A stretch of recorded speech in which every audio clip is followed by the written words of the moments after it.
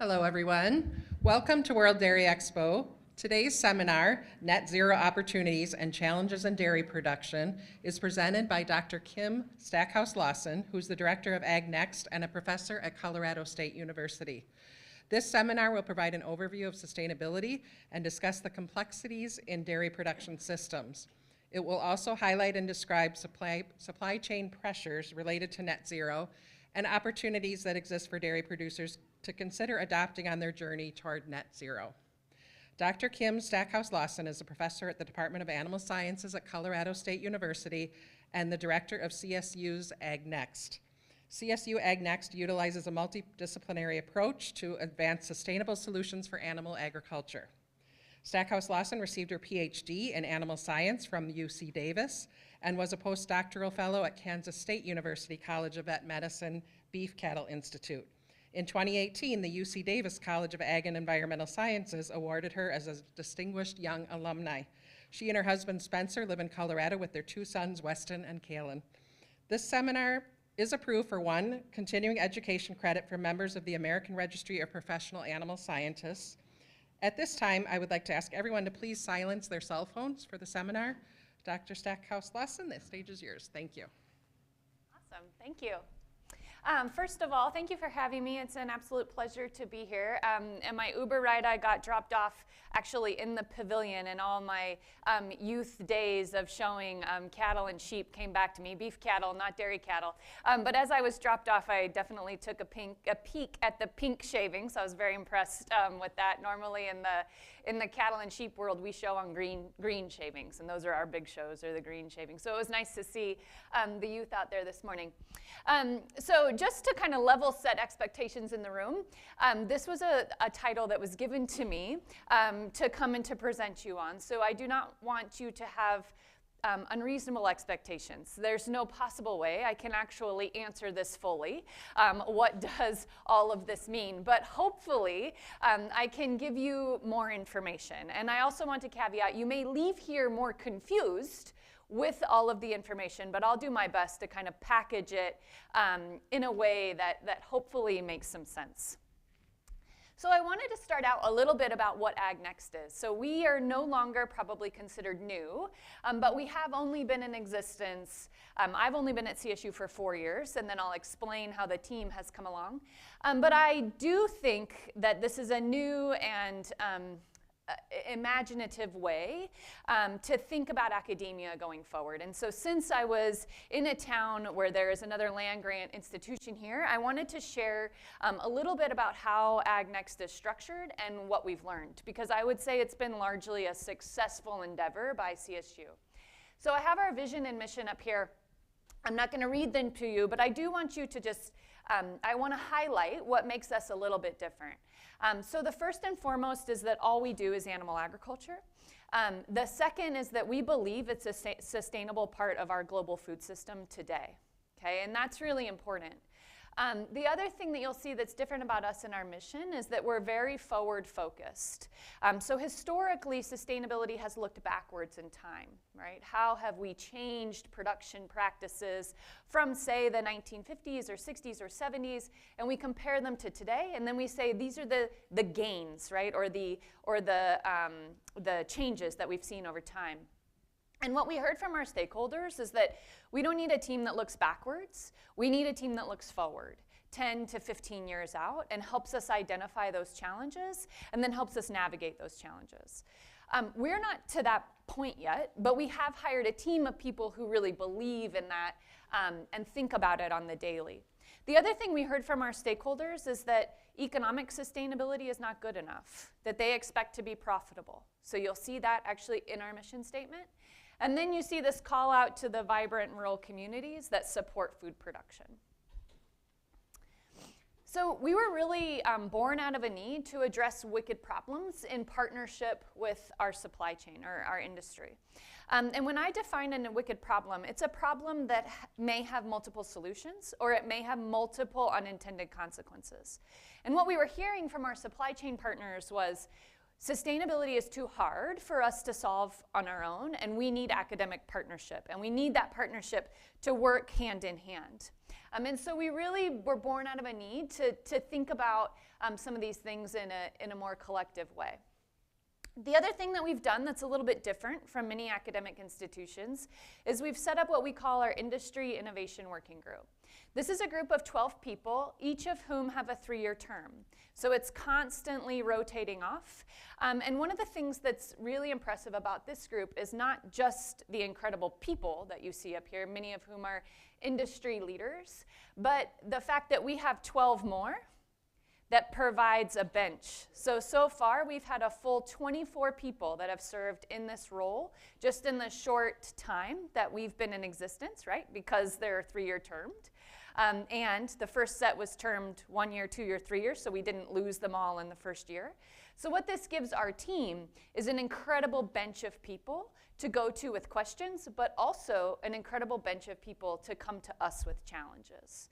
And so that's really how we're able to center these challenges of our stakeholders really at the center of our work. So the team has grown. Just 4 years ago, it was just myself. And now we have 7 tenured faculty members, one of which just walked in. Hi, Jason.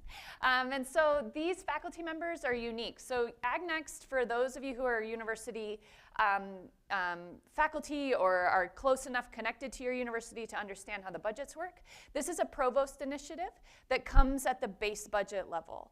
So AgNext is able to support half of a tenured faculty salary, and then a partnering department supports the other half. So in that way, we have 7 faculty members so far that exist across multiple departments. We actually have 4 departments that are represented in those 7 faculty members you can see. And then we have incredible staff members that are able to help support them in their research endeavors. We were promised, and we will get up to 12 tenured faculty members, so we are a new team, and we will continue to grow. We also have an incredible group of students who make our work possible. So these are undergraduates and graduate students and research scholars that have come to us. So just wanting to acknowledge this incredible group of team members. Okay, so with that, we're going to get into a little bit just sort of defining sustainability. Then we'll talk a little bit about net zero. We'll talk about some of the science that goes into greenhouse gas mitigation, and then some really recent work that we've done as a team. So one of the things that I always like to start with when I talk about sustainability is just to level set that in this space, science and emotion are on equal footing. And what I do every day never wins. And that's hard, right? That's hard for scientists. It's also hard for science-driven people like most producers are. The other thing that's really hard in the sustainability space is the way that we get our information today. How many of you watch the news on a regular basis? Sort of. Oh, this is a big audience. This is great. Okay, so that's pretty good, actually. And I would say pretty good. I don't watch the news. Like, I'm a mom. I have 2 kids. My boys are 4 and 7. That wasn't in my bio, but my life is an absolute train wreck. Okay, I don't have time to watch the news. I barely have time to shower. When I travel, I get all of this work done because I don't have kids like hanging on me and a job and this and that. And so many of us are in that environment. And I speak to producers probably more than any other audience. And just a few months ago, I was speaking to a beef producer audience, probably 200 to 300 people in the audience. I think the meeting total was like 260 or something. But you can imagine a bunch of beef producers. And I asked them the same question. Not one person raised their hand. And that has shifted. That's shifted in the time even I've been presenting as a professional, because this is a point I make almost every time. But we're getting further and further away of the traditional means of how we get our information, right? And we're getting more and more entrenched into our social media tribes, okay? So what does that mean? It just means that it's harder to influence because we're talking to people like us, or we're filtering, right, our social tribe networks. So my filters are probably, it's a little embarrassing if I'm honest with you, but I, in my social filters, look at horses. I'm a horse person.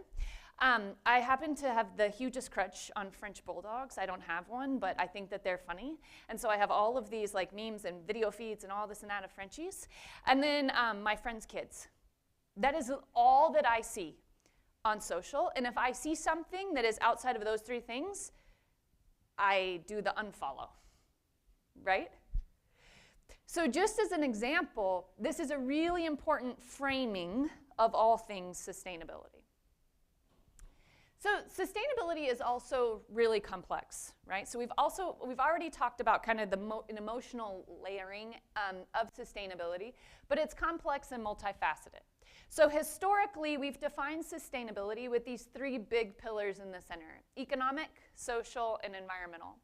And I want you to take just a minute and look at those key performance indicators that I've listed within each of those major three buckets. And think to yourself, is the way these are defined, do they apply to me? And I hope the answer is no.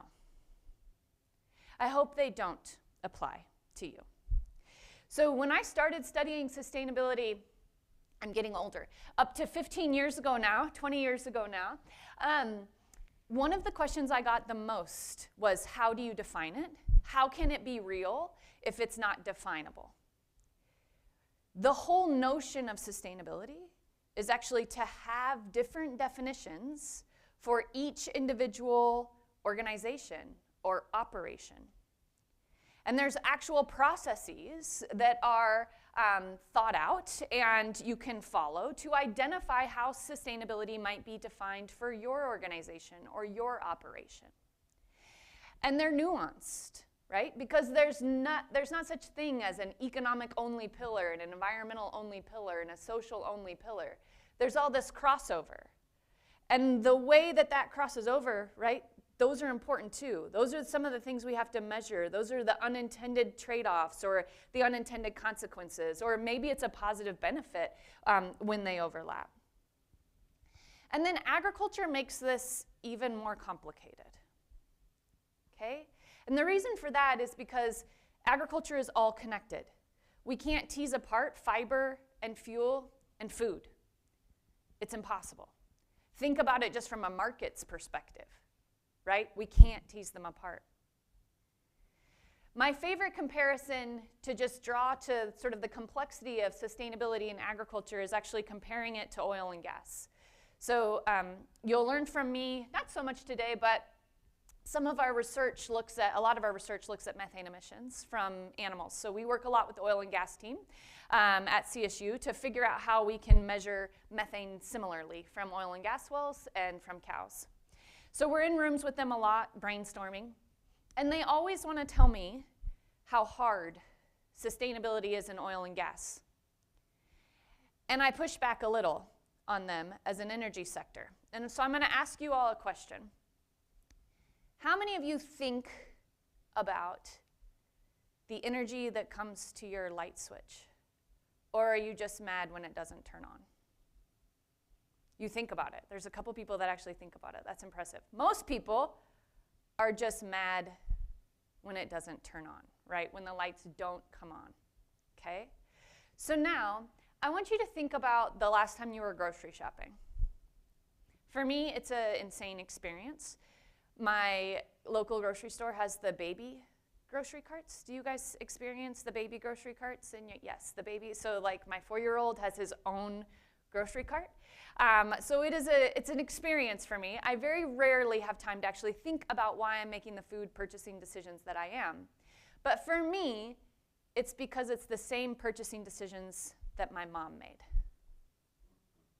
That's deep in me. It may not be the same for you. It may not be the same for the other consumers. But you can essentially take that value judgment that I make about food and put a filter over this figure for agriculture. Okay? Sustainability is hard in the agriculture space.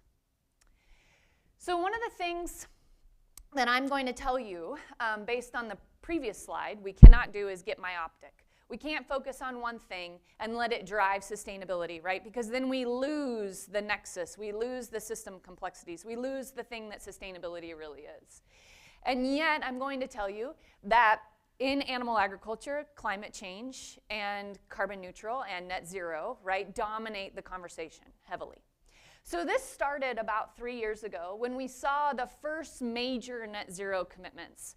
And I built this slide right when all of those were coming out. You can see even at the time, I had net zero and carbon neutral, right, because we even had carbon neutral versus total net zero.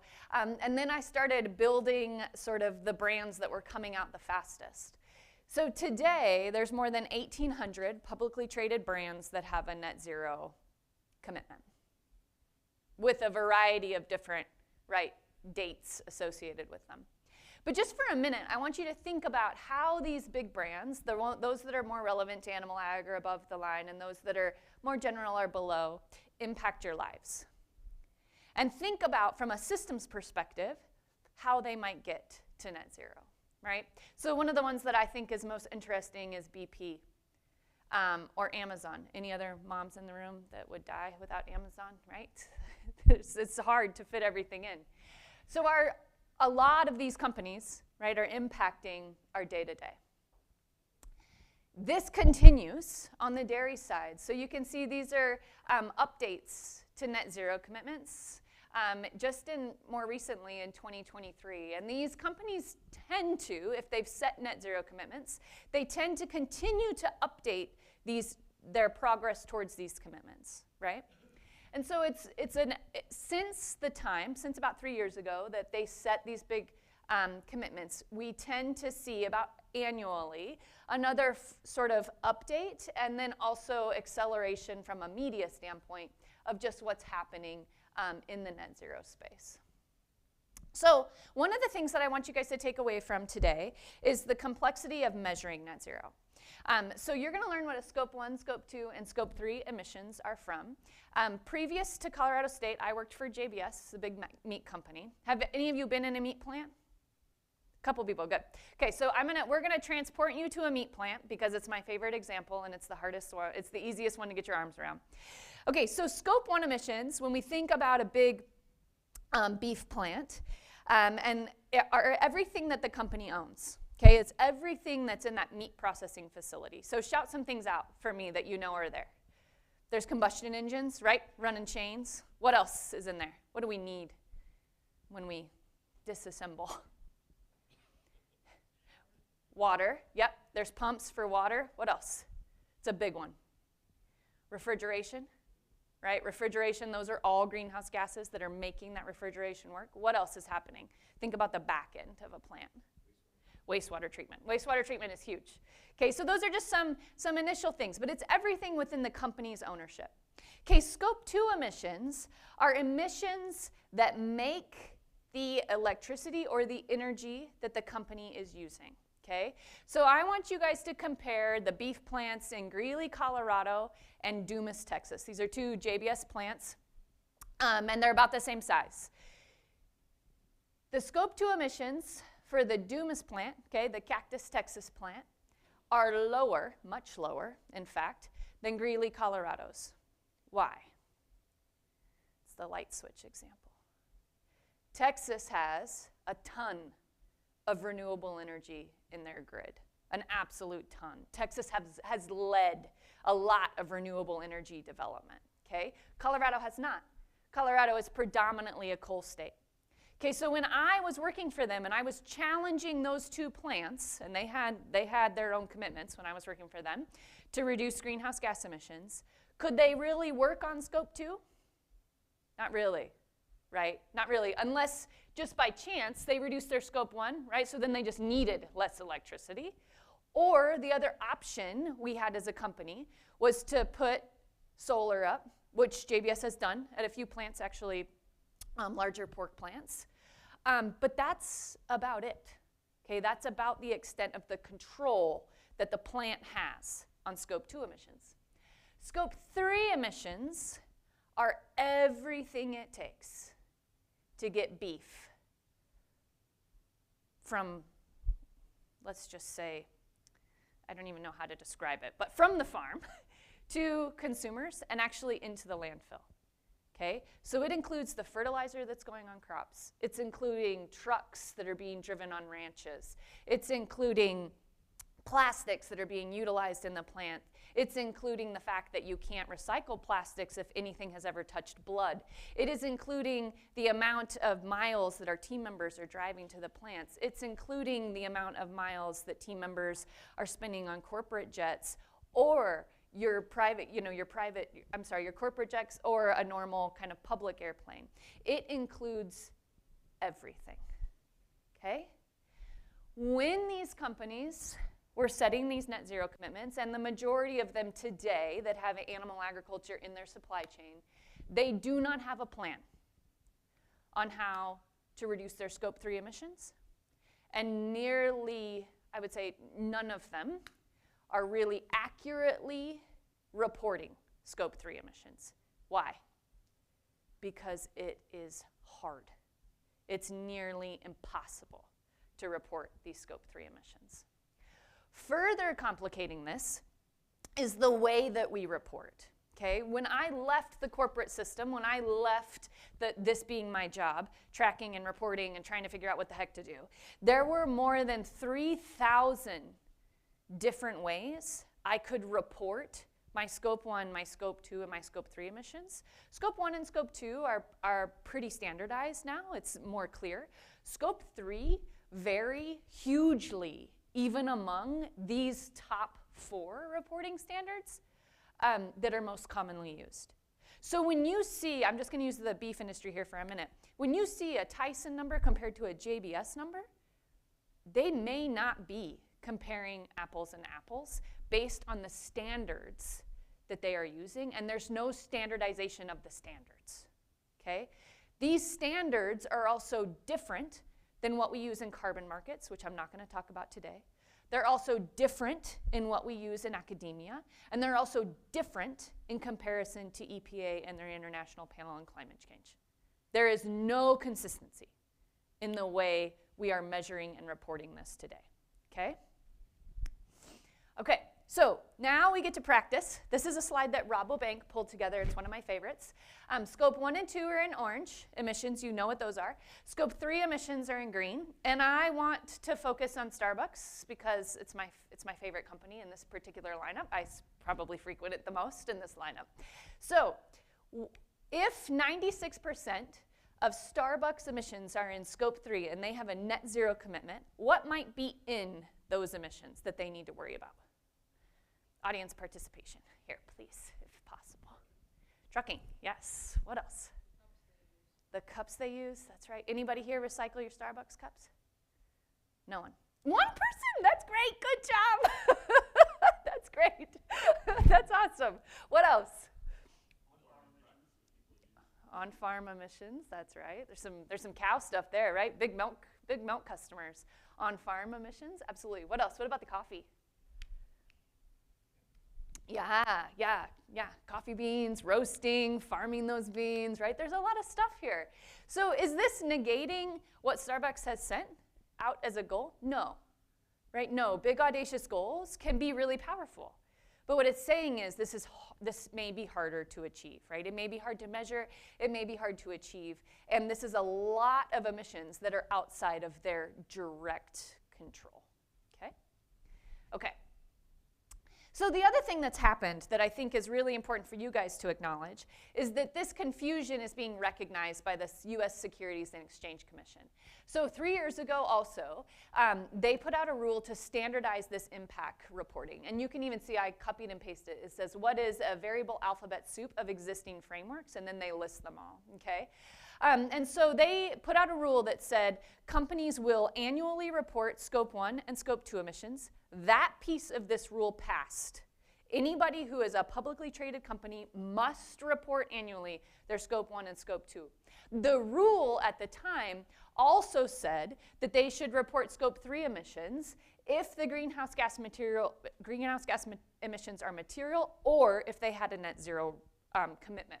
That part of the rule, after 3 years, they actually exempted all companies from reporting scope 3. But this is a huge signal, right? This is a huge signal coming from a marketplace saying, hey, we've got to start thinking about this and we need to start pulling out, right, some of this conflicting information that we see that we can't compare, for example, a Tyson and a JBS based on the way that we're reporting scope 3 emissions. So now we're going to switch gears and talk a little bit about what we know.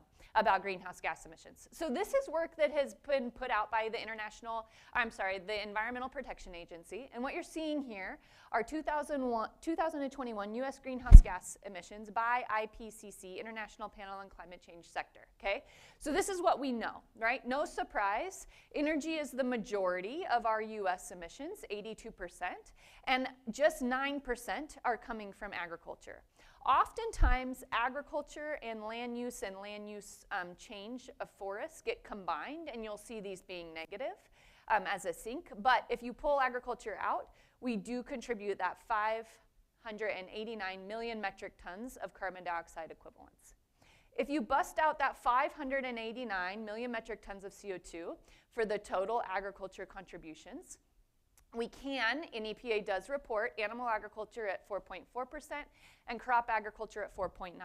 Now, of course, these things are harder, right? They're still connected, but if you're looking at Scope 1 emissions from both of those sectors, that's the breakout.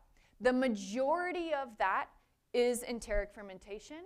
1% is manure methane, and 0.3% is manure nitrous oxide. The majority on the crop agriculture side is fertilizer application, both anthropogenic and manure, okay? So the main point of this slide is just that our total greenhouse gas emissions have been increasing, okay? So this makes total sense. We have more cows, we're feeding more people, we're producing more food. If you look at our carbon footprint number, right, which takes this number and divides it by the amount of milk or by the amount of meat or by the amount of whatever products are coming, and clearly horses don't contribute much, and probably mules and asses don't either. But if you look at the big commodities, right, you would see carbon footprint numbers right about here trending down. Okay, so we are producing more with less, but it's important to know that our total emissions are continuing to increase. We've seen emissions from manure management increase 62%, and emissions from enteric fermentation increase 6%, okay, over time. If we look at enteric fermentation, right, which is the big piece of that EPA number, dairy is responsible for less total enteric fermentation, although there's been a 13.4% increase, which is really not bad, guys, for, 30 years here. That's pretty good still. And the amount of cows that we have and the size that they are and the amount that they eat. Okay, this is not bad. This is just information. And then beef has increased 0.47. So we know beef, the population herd of beef has actually not increased, right, that much. There's fewer cows. And they've stayed a little bit smaller than these beef animals, but beef are the majority of the contributions of enteric fermentation, okay? There's more of them than total numbers. Okay, if we look at manure methane emissions, this is where we see some pretty significant increases from the dairy. This is all consolidation. Okay, so as dairies consolidated, manure management practices changed, okay?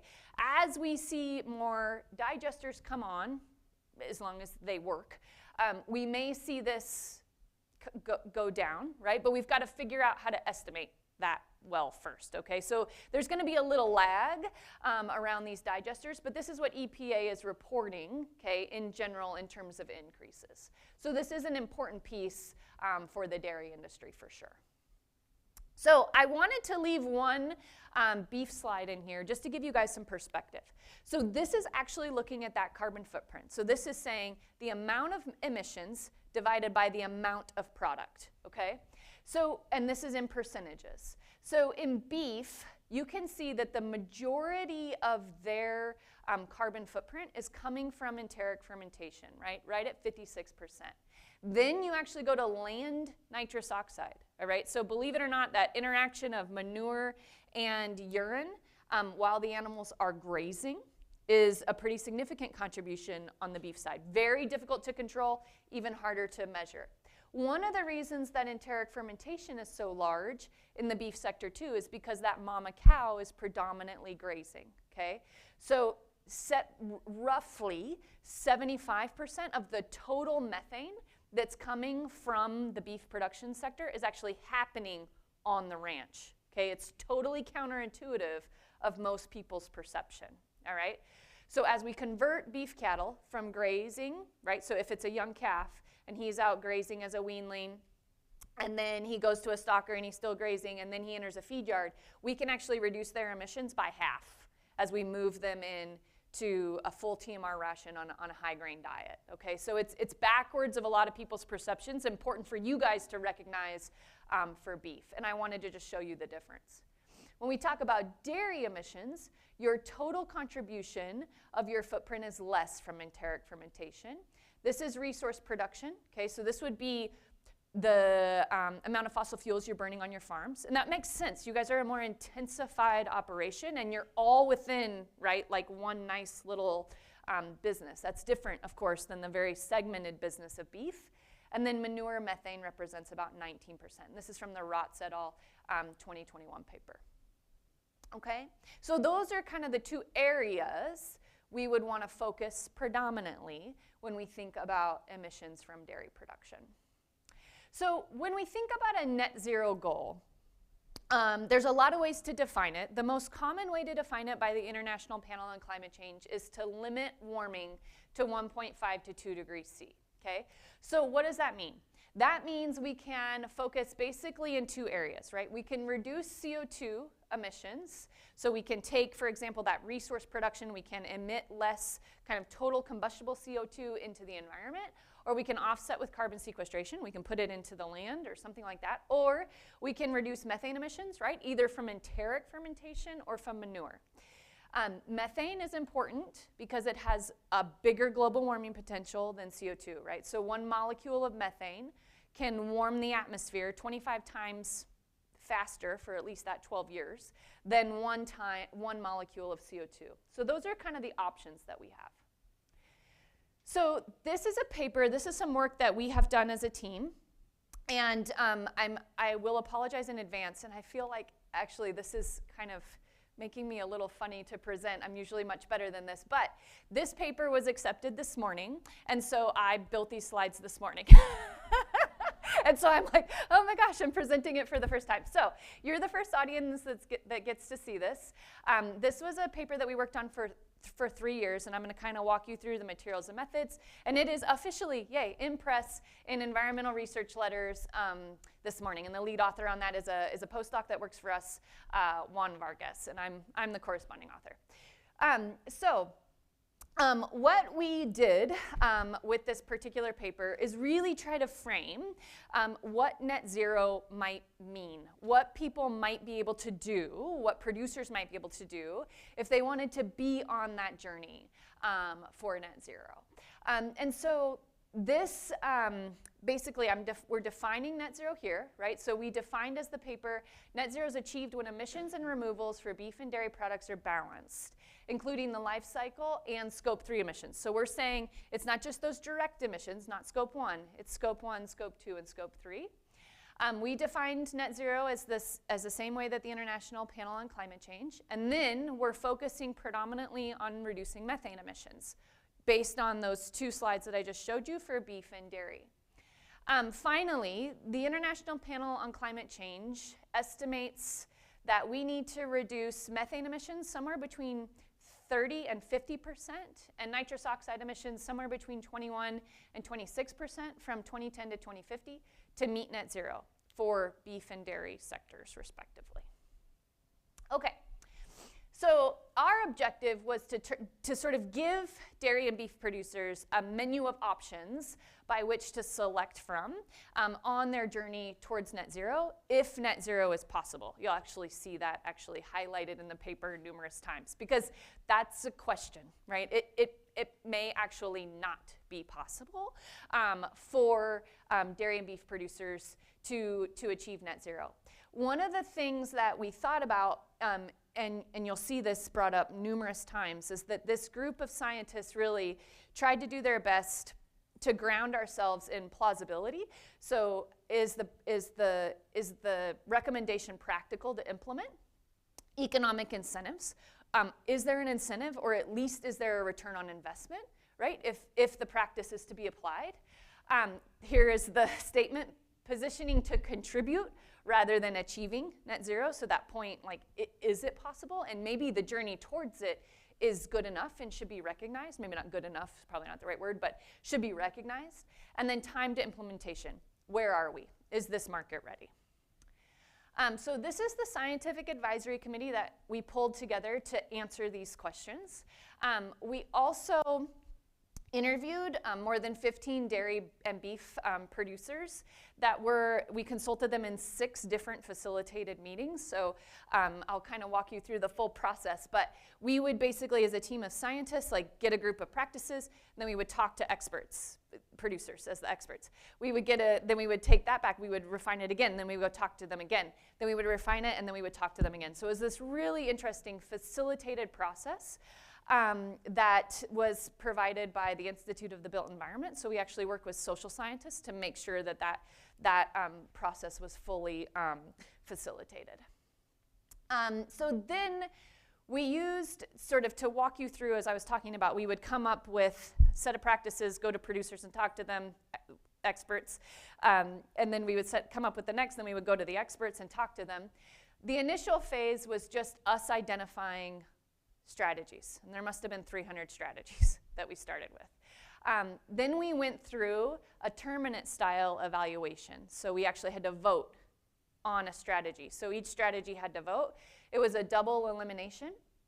And then we went to our experts, came back, and then sort of reiterated this. And we actually did this for cow-calf, feedlot, and dairy sectors. So the other thing that we did is that we really focused on 3 criteria to help identify low, mid, and top tier priorities. So in the paper, you'll see these low, mid, and top tier priorities. So we based our low, mid, and top tier priorities on their marginal greenhouse gas reduction versus a 2020 baseline. So those that had a higher ability to achieve greenhouse gas emissions were awarded more points, essentially. The next thing that we did was look at potential return on investment. So if there was an ROI, it was awarded more points. And then if it was market ready, it was awarded more points. And again, this is really just to offer a menu of options to a suite of diverse production systems. And then finally, a research agenda was developed for each strategy that we identified.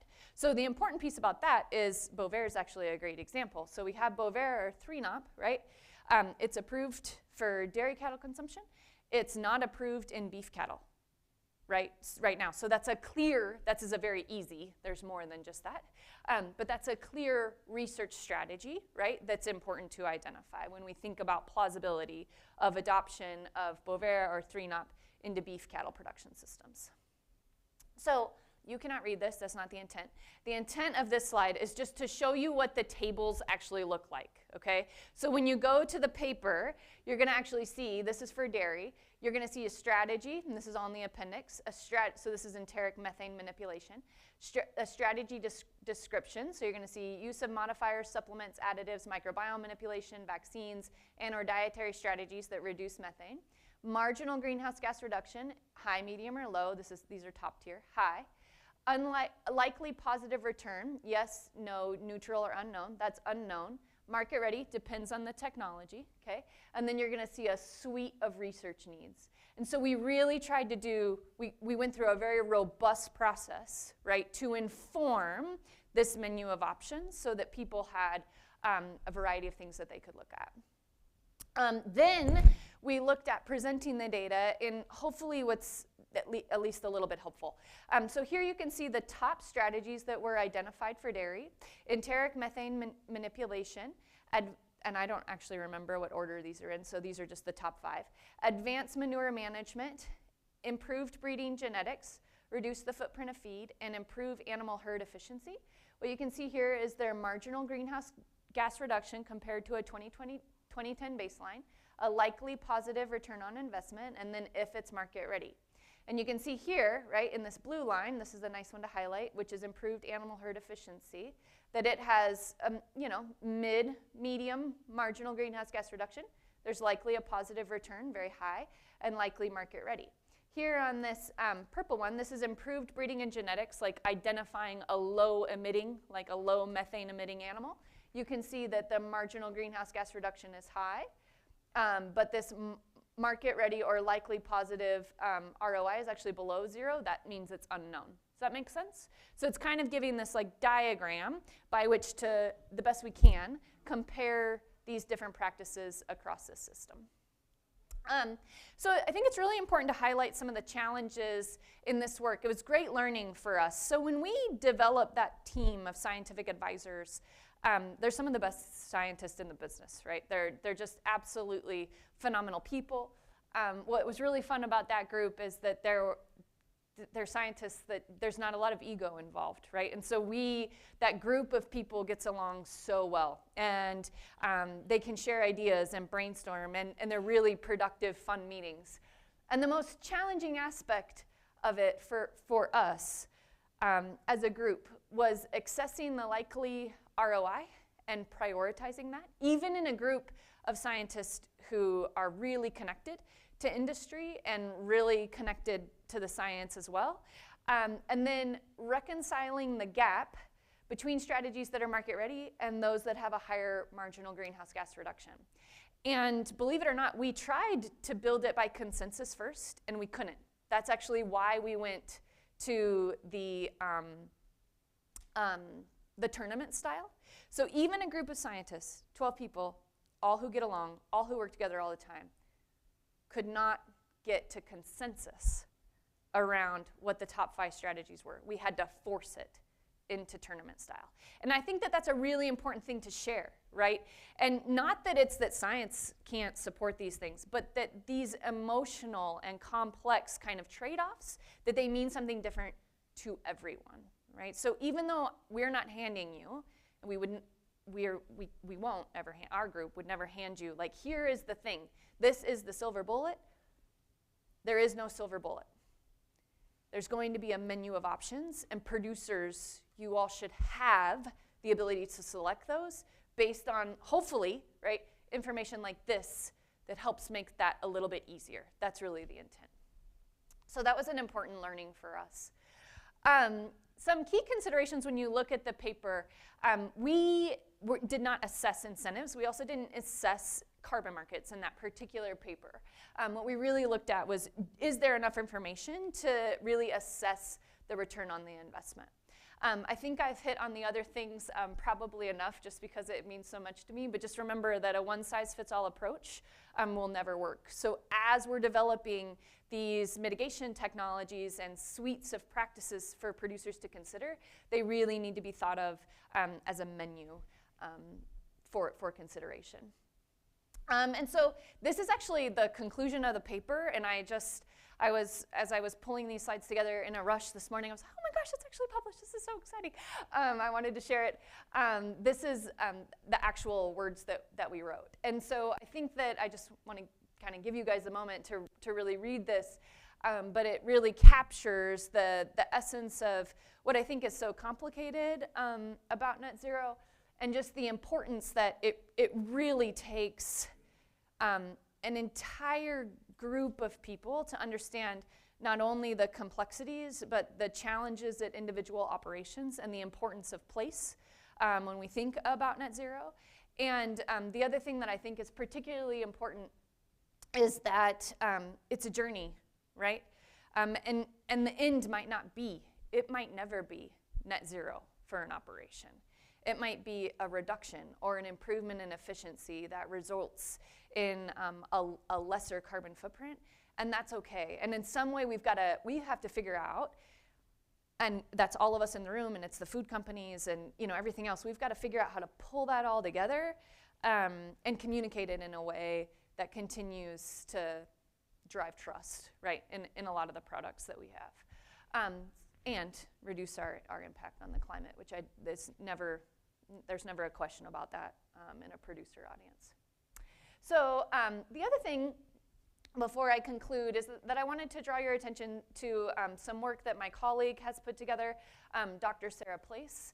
I thought that it would be helpful for this audience because it's more producer-driven. But these are some feed additive calculator tools that she's developed for feedlot, for beef production, and then for lactating dairy cows. And so these are downloadable Excel tools where you can go in and calculate the potential greenhouse gas reductions that you might be able to see with a feed additive that you might add. So for example, we're doing some really neat work right now in partnership with Cargill on the beef side, looking at different fat types. And so that's not in this particular tool yet because we still need science. But these feed additives from the ruminant nutrition side are really impactful on the methane side and giving producers tools by which to know how much methane they might reduce and then what the cost of that would be. So this is an example of what the tool would give you. And so in this particular enteric mitigation example, if you're looking at a 20% reduction per cow in methane emissions, assuming no productivity effects, right? This is the daily cost of the additive at 5 cents per cow per day, 10 cents per cow per day, and 15 cents per cow per day. And this is the carbon price that you would need to get to kind of make that break even if there's no productivity gains. If you get a productivity gain, okay, you might like jump that up here. But I wanted to just share this as a producer tool that we had available on our website and hope that that's helpful kind of on this journey to carbon neutral. And then with that, I'm right on time. We actually have time for questions, which is exciting. We have a really active communications team. They're incredible on the social channels. We also have a newsletter. It's my personal favorite. And then our podcast, which I am now a co-host on. So please, if you have any interest in kind of keeping up with us, we would love to engage with you on social. And with that, we'll open it up for questions. And we have to bring you the mic because this is being recorded and live, I think, even. Are there questions?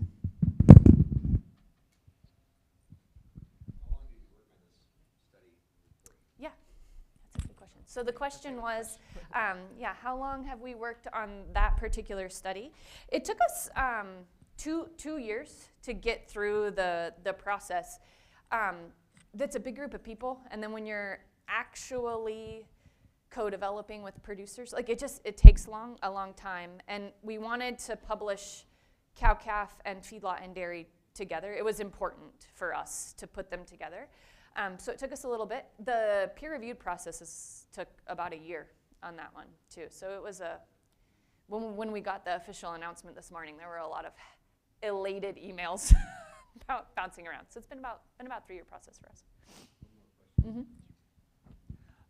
How easy did you find people to kind of like share, information companies are kind of secretive, or were people willing to share? Yeah, that's a great question. It's been mixed for us. We have great partnerships with a number of companies. Our strongest partnerships are always with producers. So I'll highlight just some of my favorites in Colorado, but we have one of the largest facilities now, well, it's the largest actually at any university, to measure greenhouse gas emissions. This is a beef production facility only. I could share tons of data if you're interested in beef cattle stuff, but we can measure 300 at one time in confinement and then 240 in grazing. So it's a really robust production facility.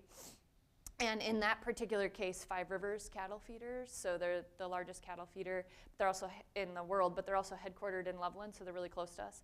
They provide us all of our cattle in our feedlot situation at no cost. So they pay for all the feed, they own all the cattle, they pay for all the meds. And so that's just a great example of a partnership that's so strong. And then we also have that relationship with a number of dairies for our animal welfare and health team. So we've got a strong dairy production team who thinks about thermal stress. Jason's here. Jason's also an epidemiologist, and so he's got great partnerships with our dairies. So those are the strongest for us. Companies have been good too. We've had companies share tons of data it's more industry, right, relevant data. And then we also do some work with proprietary stuff as well. Mm-hmm. What do you think the risk of having all these different reporting mechanisms on Scope 3 is, and who's going to drive uniformity in that? Do you think that will be SEC, or do you think that'll be investor or consumer driven? Where do you see that heading? Yeah, that's a great question. And I think it changes all the time, which is interesting. So I'll just reflect for a minute. If you had asked me that a year ago, I would have told you the SEC is going to drive it. If you had asked me it 6 months ago, I would have told you that investors would drive it. And right now, I think companies are going to drive it. I think the companies are tired of the different reporting metrics. I think we're seeing multiple companies with lawsuits because of the way they're reporting when they have no guidance, right? And most, I would say on these food companies, most of their sustainability people are just rock solid, good people, right? Like they're navigating a really challenging climate. They're trying to do what's best for the brand. They're trying to do right by the investors. I mean, they're in a no-win situation. And the most recent conversations I've had with the leading sustainability folks at those companies is that they're considering going to an every 5-year reporting metric, and that they're going to cut these reports way down. So I don't know. We'll see how that kind of comes out, but right now it feels a little bit like they're going to take back control kind of their own destiny. How that plays out for them in the investing community is a big question mark, right? Like that they may try to scale some of that back, and then get pushed the other direction. They're in a no-win zone. But I don't know. I do think there's reporting fatigue, huge reporting fatigue from these companies, and I think they're wanting to do real, like, transformational and good work, and they can't because they're tied up reporting and reporting and reporting. Yeah. What % of the atmosphere is methane? Oh gosh, I get this question sometimes. It's not that much. I can't remember. I don't know off the top of my head. I study methane from cows. I'm not an atmospheric chemist. Sorry. And is the methane in the atmosphere stable, or does it break down into carbon? It does break down, yeah. So methane is a short-lived climate pollutant, if you want to use the atmospheric terms. It breaks down after 12 years into CO2 and hydrogen, which is good. And there's lots of talk, right? I'm sure you guys have heard about GWP star and GWP 100. All of our models do both.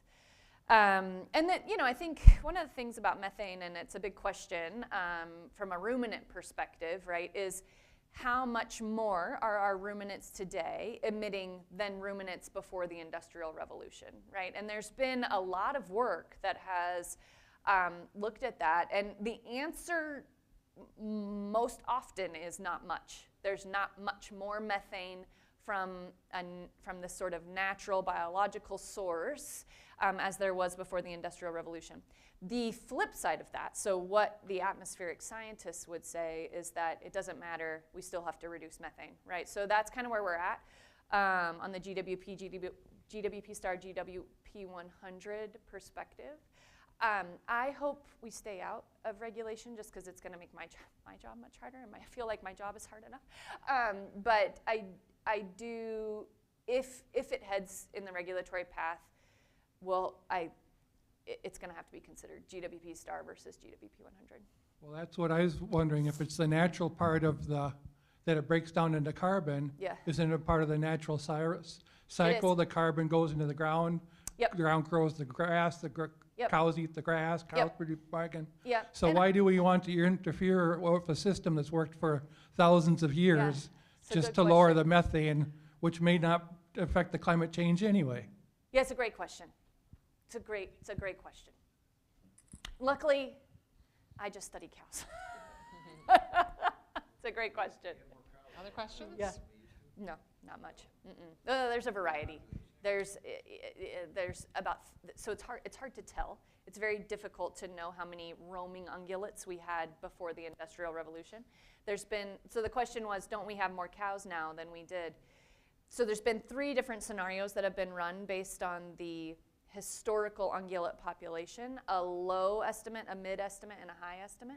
The high estimate of the historical ungulate population is higher than our now cow herd, beef and dairy combined. The mid is about the same, and the low is lower. So what we don't know is how much. And to my earlier point, I mean, they're emitting methane. We have too much. I don't know that it's a political argument that will ever be considered. Yes. Sure. Yes. Yep. Exactly. Gotcha. So yeah, thanks for coming to talk today. Hopefully I articulate this in a way that makes sense. So why do you think that methane is the figure that's looked at in greenhouse gases, right? If we look at nitrous oxide, it's compositionally way worse for the environment, doesn't Yep. break down. Is that the piece you're talking about with the social media and news, and that's just the easy target? If we're looking at pretty similar values of nitrous oxide and methane emissions in a year, but it's compositionally worse, do you think there'll come a time where we'll have to do this all over again? For it Yeah. to, yeah.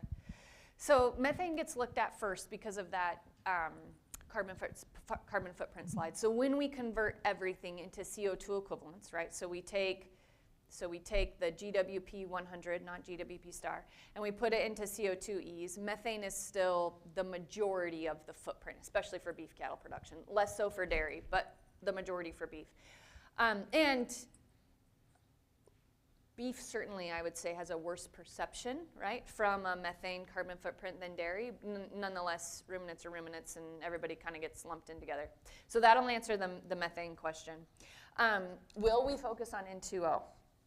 We already are, and we have been for a long time. Actually, Dr. Place, who I'm sure you know, Sarah, and we went to graduate school together and both like nitrogen more than methane, like actually as scientists. Nitrogen's much more fun. It's protein related. It's like very cool. It's more metabolic focused. Will it ever be a methane? I don't think so. I don't think it will ever have the perception that methane does because there's some emotion tied with methane. And just the physiological aspect of it from the animal. Do we need to work on it? Yes. Yes. The nice thing about it is that if we do these studies right, we can do that. We can do it at the same time. So it's just a matter of being conscious, like you're being. Yeah. Okay, we have time for one or two more questions. Just one more for me. Isn't some of the problem with methane is because of the number of people being against eating meat and against the cattle? And so that way they target methane, so that way they can have an excuse to get rid of the cows and get rid of the meat. Whereas if our dogs and cats produce methane, we would not be talking about methane. Well, there's good arguments. There's good arguments for that, yeah. I get asked that question a lot. I get asked the question of,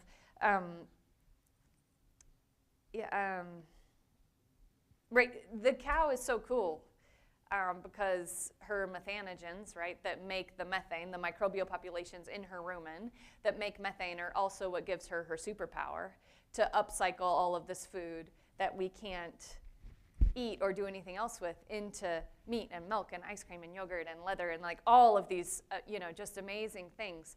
And it's also her nemesis. It's also what is producing this greenhouse gas emission. Now, dairy production is only producing 1.8%, right, of our U.S. greenhouse gas emissions. If we're just looking at Scope 1, beef production is only emitting 2%. And actually, if you look at Scope 1, Scope 2, and Scope 3 for beef, I only know this beef number. I don't know it for dairy. I'm so sorry. Off the top of my head, it's only 3.7% of our total greenhouse gas emissions if you put the entire beef production system together.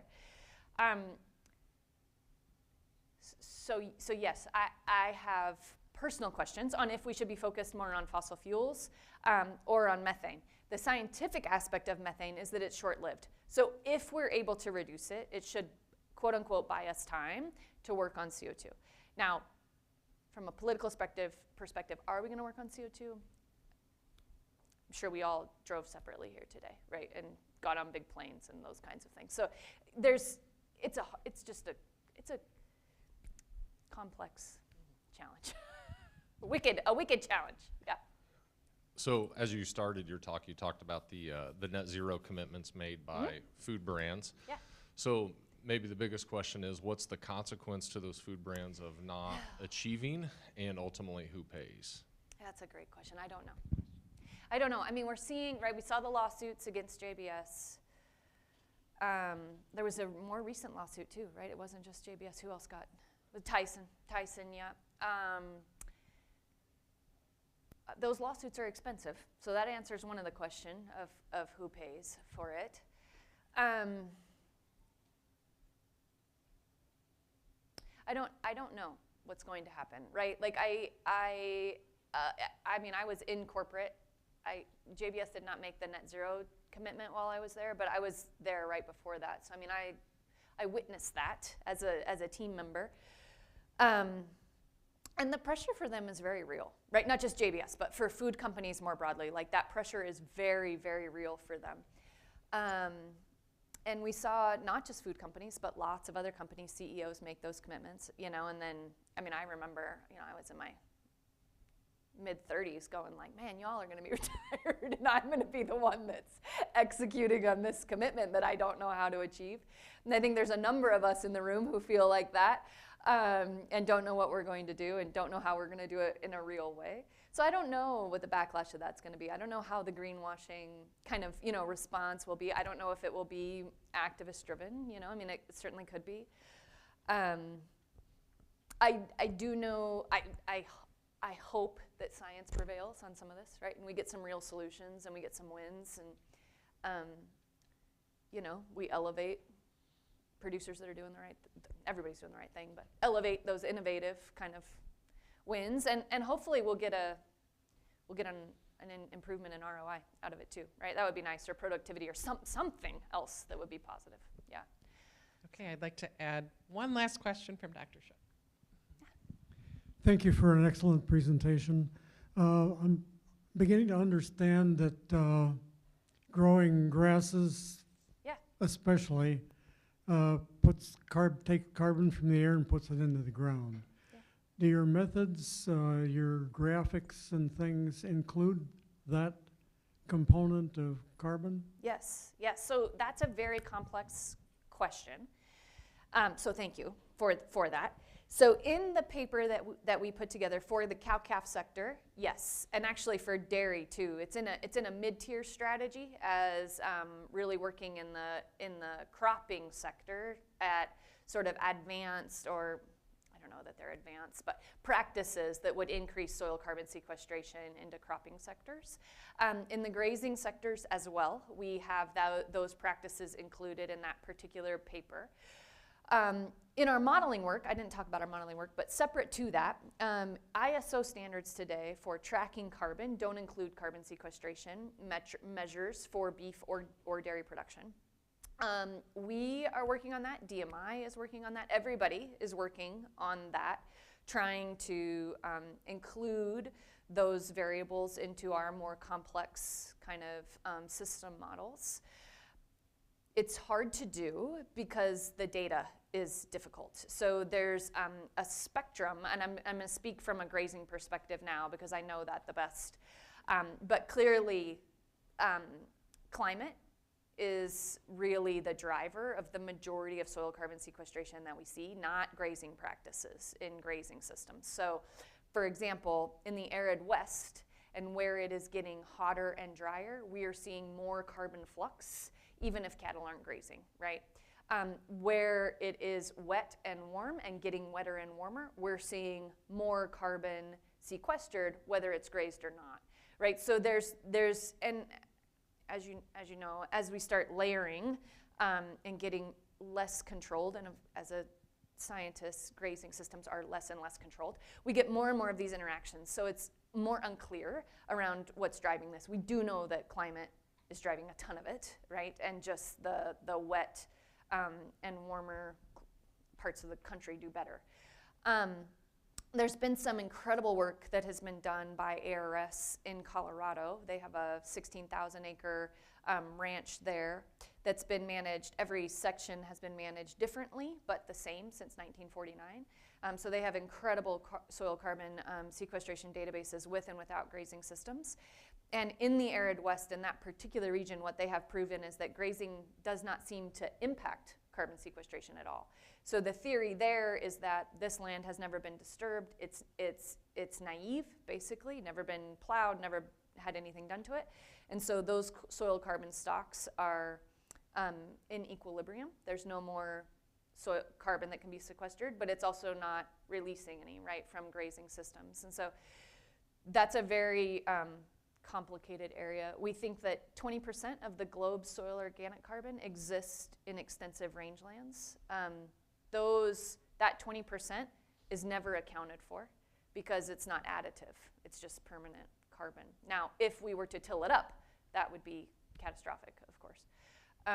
It's a very complicated area of study, very fascinating area of study. Huge potential. Yeah, it's very cool. Great. Thank you to everybody for coming. Let's give a hand to Dr. Stackhouse-Lawson. A lot of great information and insights. If you could, before you leave, fill out the questionnaire. There's some extras at the table. If you don't have one yet, we would really appreciate your feedback. Thank you again, Dr. Stackhouse-Lawson. Have a good day.